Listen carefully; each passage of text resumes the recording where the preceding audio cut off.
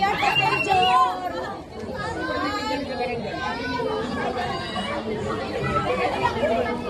Salamat po.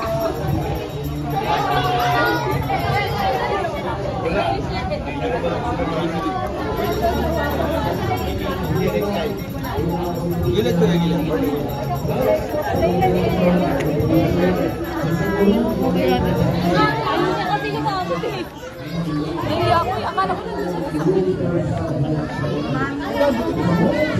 Meron. Isa likod nito. May daan dyan. Meron. Oh, may daan dyan.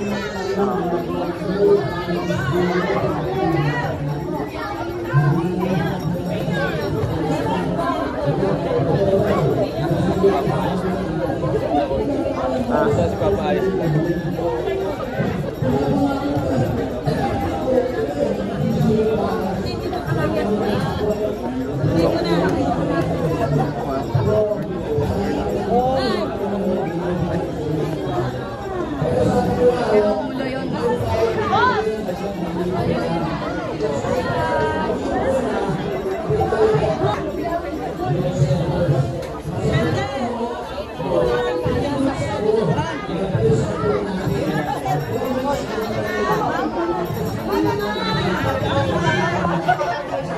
Kasi natin case ko.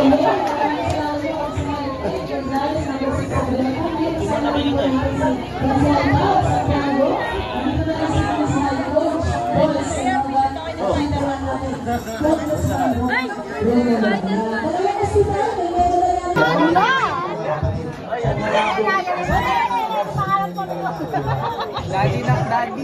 Daddy! Nasubo. Napakadami kong virus yan, daming bakterya.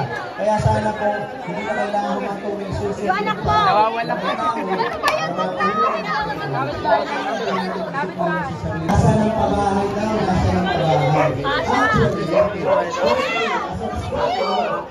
May dalawa po yung vertical housing sa District 2. Yun ang po Asan yung hiyawan natin? Ayan, ang nagdala ng pag-asa at matinding pagbabago sa Pasig. Walang iba kundi ang ating Mayor Vico Sotto. Nandito na siya. Pero mamaya pa siya magsasalita.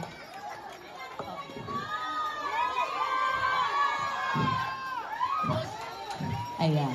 Alam na natin yan. Ang ating napakahusay na Mayor. Mga kapitbahay, Karoncho Compound, nandito na si Mayor. Mayor Vico Sotto, at mamaya maririnig po natin siya. Ayun.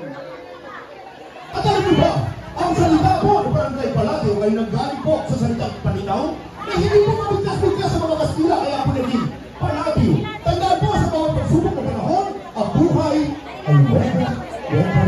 Lalong-lalo na po ngayon at napakainit po ng ating panahon.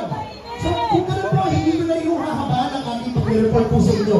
Kaya nyo na po ako magkwento ng konti na po. Kasi konti lang, kasi hindi pa lang po ang ating kwento. Okay na po ba? Dahil po kasi malayo-layo na po ang naabot ng ating mga benepisyo pagdating po sa ating senior citizen. Dati po, ang benepisyo na pinag-uusapan po natin ay iisa lang. Aminin natin yung totoo. At iilan lang po ang nakakatanggap nito. Ang benepisyo po ng senior citizen ay binibigay lang po noon kada December. At iilan lang po ang nakakatanggap nito. Halos kalahati lang po ng senior. 2007 po, noong 2017, gano'n po. Alam po natin yun dahil po, naaalala niyo po yung tatay mo, si Councilor Andy? Naaalala niyo po ba yun? Oo po. So, dati po, konti lang muna nakakatanggap at natatanggap po ito pag Pasko. Ang tawag po dito ay Pasko. Handog. Ito po yung dati, 1.5, naging 2.5 po. Hanggang sa ngayon po ay naging 3,000 pesos. Binibigyan po natin ito kada December. Pero po, noong 2019, nung inihilalan niyo po si Mayor Vico at si Congressman Román Romulo, hindi nyo lang po ipinanalo ang mabuting paggugobyerno o kay isang kandidato, kundi ang prinsipyo ng pagkapantay-pantay at benepisyo na halos lahat po ay nakakatanggap. Tama po mali? Kasi po dati kalahati lang po ng senior. Ngayon po, alam niyo po ba kung ilan po nakakatanggap ng ating 3,000 kada December? Ang nakakatanggap po nito ay nasa 79,200 na senior citizen. Na pumunta sa rin ang ating pondo dahil ito po ay pondo hindi po ng gobyerno, kundi ng taong bayan. Tama mali? Ano po? So may pag-forward po tayo 2022. Ipinanalo niyo po ang laban ng Gilid ng Pasig. Kasama po ang aming Vice Mayor, Dr. Jaworski. Binigyan niyo kami ng Vice Mayor kung saan makakapagsulat kami ng ordinansa na para po talaga sa ito at hindi po sa amin. Ano po yun? Nagagdagan po ang benepisyo ng senior ng 2022. Ang tawag po natin doon ay local senior pension. Alam niyo po ba yun? Ang alam po rin po kung nakakatanggap dito, kung nakausap po tayo. Ito po ay para sa mga 65 years old and above. Yung mga walang po. Pero ngayon po, napasa na rin po natin sa ordinansa na pag kayo po ay may 4,000 and below ng SSS, kayo po ay kasama na rin dito sa ating local senior pension. 500 po ito buwan. At natatanggap po ito 1.1 po. Okay po, nakakaintindihan po tayo. At meron pa po isa pang benepisyo tayo pag-uusapan. Ang pangalan po nito ay octogenarians, nonagenarians at centenarians. Dati po kasi, ang nakakatanggap lang po nito ay nasa 100 years old. Sabi po ng mga senior, hindi na namin makilala po yung pagkamismo pa ng sundaan. Kung sino pa kayo naman ang biglaan? So, ano po ginawa niya sa pagtutulungan dito? Siyempre ng ating congressman Roman, na pagbigay po sa ating din ang kaalaman na gano'n na pala po ang ibigay sa nasyonal. Kaya po, na-actionan po kaagad ni Councilor Simon, nakapagsulat po ng ordinansa. Kaya po ngayon, pag kayo po ay 80 years old, kayo po ay makakatanggap na ng 10,000 pesos. Natandaan mo pa, tapos kapag 85 years old, 15,000 naman po yun. Kaya po kapag 90, 95, at yun naman 100 po, 25,000 naman po yun para sa ating mga senior citizens. Napagkagalan ng dagdagan na po ang benepisyo natin. Kaya po sana, ang hiling mo ng Gilid ng Pasig ay hindi lang po ipanalo nyo ang buong Gilid ng Pasig. Kundi, ang dapat sa mabuti na yung mga vlogger, ayaw na nilang pag-report ang benepisyong pagkalitan. may ghosting na lang si FPS. Okay na po ba yun? Ang tanging hiling lang po namin Barangay Balatiw ay full straight Gilid ng Pasig. Maraming salamat.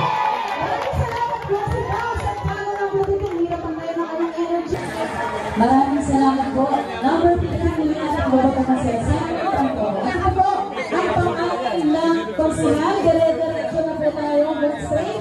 Dahil, kung taon maraming nagawa pininawa ang buhay sa pag-ubus ngayon po, 6/6 dahil kasama na natin. Ipagtanong Ito nga ininig ko. Kaya malapit po talaga sa akin.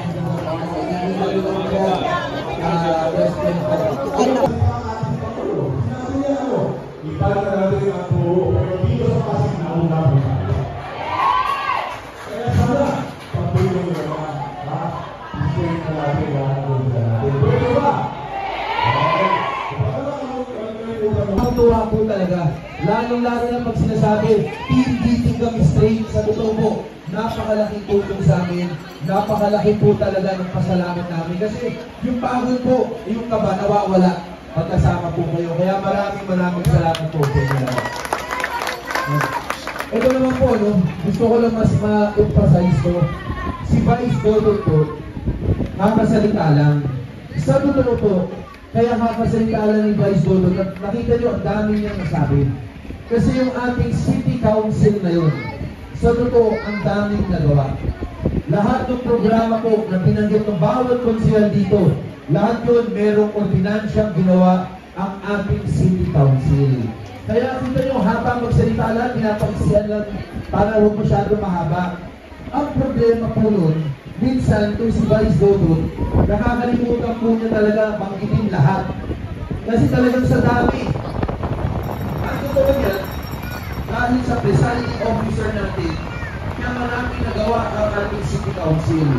Lahat po yan, yung sa local pension, PWD, solo parents, elderly, lahat po yun dahil sa ang council ay may namumuno na una, laging present.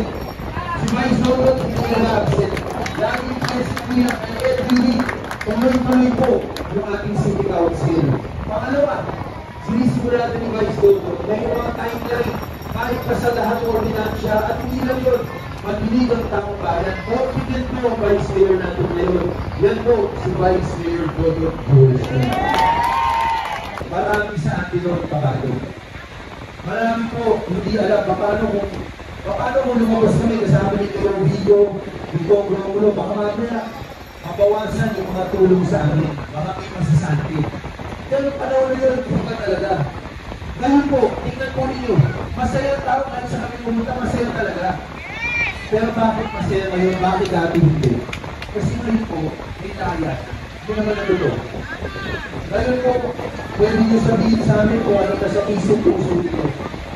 Sa totoo po, dahil lahat natutulungan ng bantay-bantay. Kung meron man hindi matulungan, lahat hindi natutulungan dahil sa observasyon lang. Pero kung may matutulungan ng isa, bantay-bantay mo lahat, wala na mag-sistem, lahat tuloy-tuloy. Pero ito po ang katanungan talaga dyan. Kasi kailangan po namin straight DP. Kailangan po namin lahat ng konsugal manalo. E minsan, meron iba nag-iisip. Ako, meron akong kaibigan doon. Meron akong barkada doon. Meron akong classmate. At gagawin ko sa DP kasi gusto ko yung ginagawa ng interview ko. Gagawin ko 5 out of 6. Kasi siguro kung isa lang naman, di na makapansin. Pero alam po natin na ito. Last term na ito dito. Sa second term po ang dami niya nagawa. Yung binigyan siya ng 5 konsihal at vice mayor sa District 1. Isipin po niyo, kung 6 at kasama ang vice mayor, mas malayo pa ang mararating ng Pasig, mas maraming magagawa si mayor dito. Kaya yun na po yung ano mo minsan nagkikita ko rin ang minsan dati gano'n ang naisip talaga yun. Sabi nila straight DP. Pero ano ba naman, kung isa lang, pakabigyan na natin yung isa. Pero isa yan po, yung isang yun, maaaring benepisyo na programa ay pwede hindi matuloy dahil sa isang yun. Kaya sana po, ang straight DP po talaga tayo. Pag kumapa ka na first year college, kailangan mo mag-English 1, lahat yun. Sabi ko, doon na lang. Para sigurahan ko naman, college ready. Pasensya na po, baka ko na. Blessing daw po yan. Maraming salamat po. Yung mga kailangan pong wala na yun, medyo mahina po yung resistensya. Sumilong mo na po, okay lang po ha. Okay lang po nila, hahabaan ko na lang po ng konti yung aking mensahe. Antayin natin hanggang tumila ang ulan. Magsasalita ako hanggang tumigil po siya. Maraming salamat po sa inyo. Salamat sa napakainit o pagtanggap sa meeting ng Pasig. At sa totoo, papasok pa lang po ako dito sa inyo. Halos hindi na ako makakarating dito sa court dahil sa meeting ng pagsalubong po dito. Maraming salamat. Dito naman po kami, ganyan po ang pagsalubong ninyo sa amin. Ang nakaraan, maganda ko na kami nakabisita po. Itong Marso lang, di ba nakabisita po ako dito? Ang ganda po natin dito sa kanyang maraming salamat. At nabilog natin natin, medyo iba ba yung institusyon natin. Yung ngayon po, marami na lang narating natin. Minsan, marami po natin bilang isang luso. Kung natin kakalimutan, isang tayo ng galing. Kasi sabi po nila, hindi po yun sa ay kaya kailangan hindi tayo ulit sa ito. Yung pinaka-importante sa lahat, kung ano yung direction. At siguro masasabi natin, masasabi natin, yung mga dating problema, dating kasalanan, na dating magkakaroon ng kagutan o malakasan, hindi naman natin sinasabi na perfecto na natin pamahalaan. Walang perfecto. Sa puso ito, magkaroon tayo ng pamahalaan na perfecto, wala akong ganun. Pero importante yung direction. Kaya na natin yung nakulang system. Naalala ko po nun, di ba? Ako ito halimbawa po natin, simbolo ng pagbabago natin, yung pamasukan yun po natin. Nakakatanggap naman po tayo yun. Nakakatanggap po natin dahil natin, mga opisyalis. Hindi ko salamat na mga opisyalis nyo, pero natin, pag-imatin po kami dito, medyo hindi natin gawin tayo, may konting pata, mga opisyalis. Kasi lagi nilisip ako, pag nakikasama ng kalaban ng City Hall, baka wala na tayong bayong pagdating ng pastor. Pero lagi sinasama sa akin. Sa totoo, hindi naman po rito sa inyo. Pero sa ibang pagawa, bisita po kami dito ng mga nito ng India.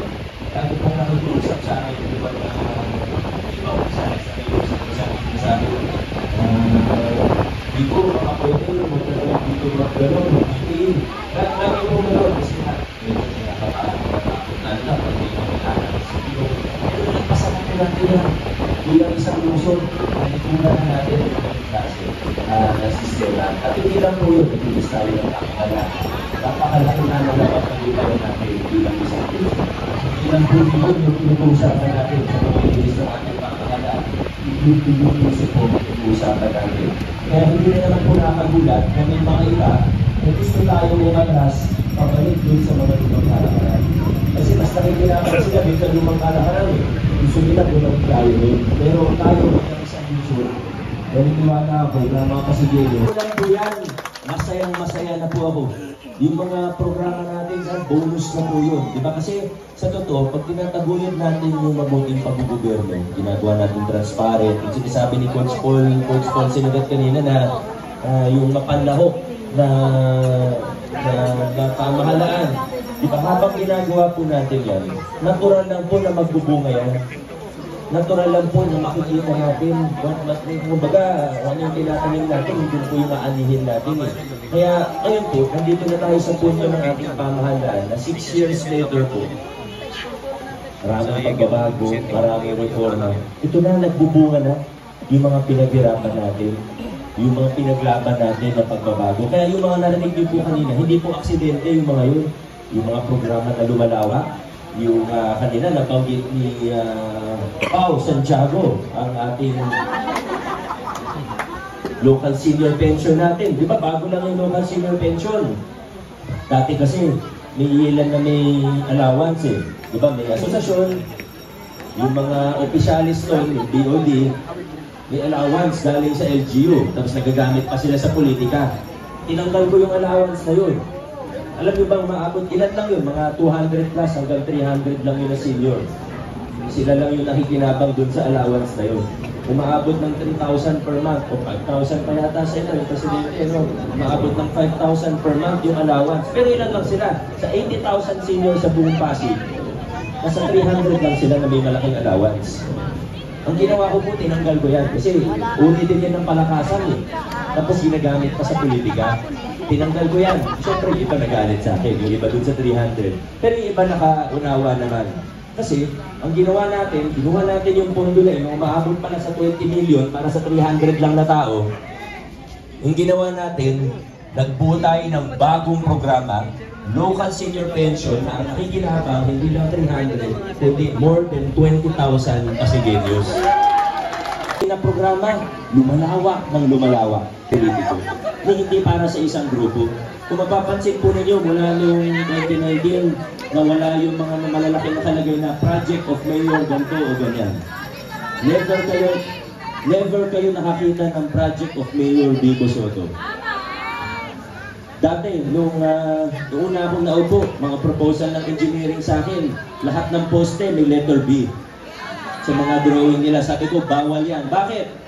Kasi kailangan yung tagumpay ng lungsod natin ay hindi maging tagumpay ng isang tao lang. Tagumpay natin lahat ang mga ginagawa natin. Kaya sana noong 2025 ay magkakasama pa rin po tayo. Sabi nga ni Vice kanina, mahirap na isang team kayo, pero yung isang kasama, gustong ishoot yung bola sa kabilang court. Isang sasakyan tayo, pero yung pasahero, inaagaw yung manibela sa driver, gustong lumiko. Disgrasya po yun. Huwag po ganun. Nasa tamang direksyon po tayo.